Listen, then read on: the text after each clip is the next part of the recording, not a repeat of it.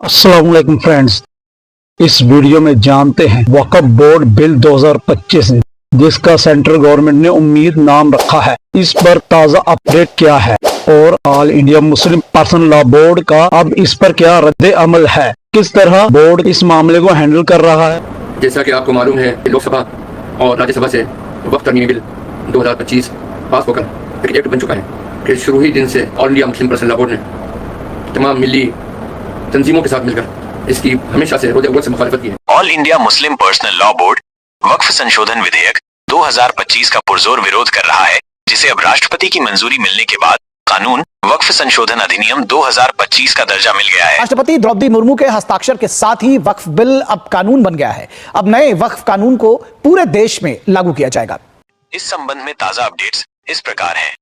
वक्फ संशोधन विधेयक 2025 संसद के दोनों सदनों लोकसभा और राज्यसभा से पारित हो गया था और 5 अप्रैल 2025 को राष्ट्रपति द्रौपदी मुर्मू की मंजूरी के बाद ये कानून बन गया। इसे 8 अप्रैल 2025 से लागू भी कर दिया गया है।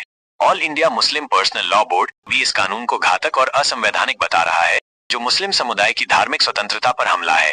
बोर्ड ने ऐलान किया है कि वो इस बिल के खिलाफ देशव्यापी आंदोलन चलाएगा और एहतजाज अभी भी जारी है और जब तक जारी रहेगा जब तक कि ये बिल वापस नहीं लिया जाता और इसके खिलाफ कोर्ट का भी रुख करेगा। AIMPLB ने 6 अप्रैल 2025 को इस अधिनियम की संवैधानिक वैधता को चुनौती देते हुए सुप्रीम कोर्ट में याचिका दायर की थी। All India Muslim personal law board ने इस कानून को सुप्रीम कोर्ट में चैलेंज कर दिया है और उसके खिलाफ वक्फ बचाओ के उन्वान से एक कुल हिंद तहरीक आंदोलन का आगाज किया है। सुप्रीम कोर्ट ने वक्फ संशोधन अधिनियम 2025 पर रोक लगाने वाली याचिकाओं पर सुनवाई के बाद अपना फैसला सुरक्षित रख लिया है।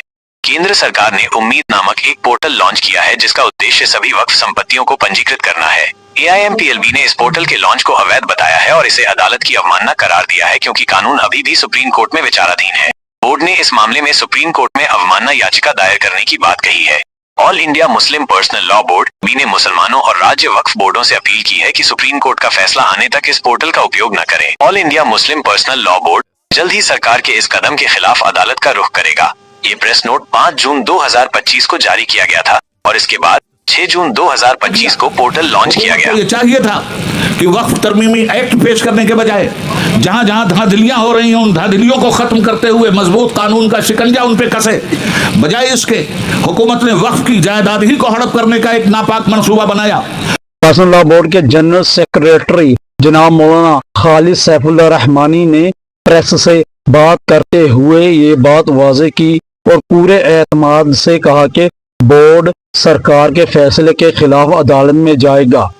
मौलाना खालिद सैफुल्लाह रहमानी, अध्यक्ष all India Muslim personal law board, ने अपने प्रेस नोट में कहा है कि सरकार द्वारा प्रस्तावित कानून वक्फ 2025 इस समय सुप्रीम कोर्ट में विचाराधीन है। सभी मुस्लिम संगठनों ने इसे खारिज कर दिया है। विपक्षी पार्टियों, मानवाधिकार संगठनों और सिख, ईसाई तथा अन्य अल्पसंख्यकों ने भी इसे अस्वीकार्य करार दिया है।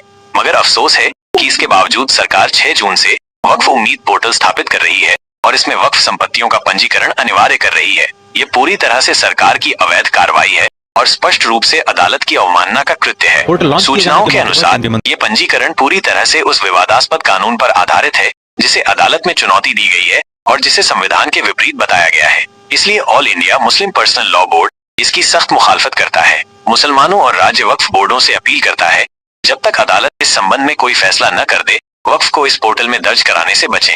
मुतवल्लियों को वक्फ बोर्ड को ज्ञापन प्रस्तुत करना चाहिए कि जब तक सुप्रीम कोर्ट का फैसला नहीं हो जाता, इस तरह की कार्रवाई से बचा जाए। All India Muslim personal law board जल्द ही सरकार के इस कदम के खिलाफ अदालत का रुख करेगा।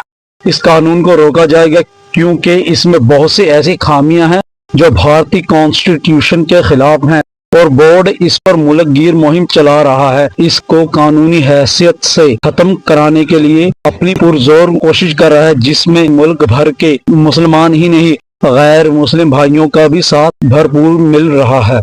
मैं उस देश के रहने वाले में पत्नी शाकाहारी है और पति मांसाहारी है। एक धर्म पत्नी अपने पति के लिए अंडा गोश्त मछली बनाने के बाद स्नान करती है और खुद सब्जी बनाकर खाती है। मैं पूछता हूँ इस देश से, अगर यहाँ एक शाकाहारी पत्नी मांसाहारी पति के साथ अपने जीवन को बिता सकती है तो हिंदू और मुसलमान इस देश में साथ में क्यों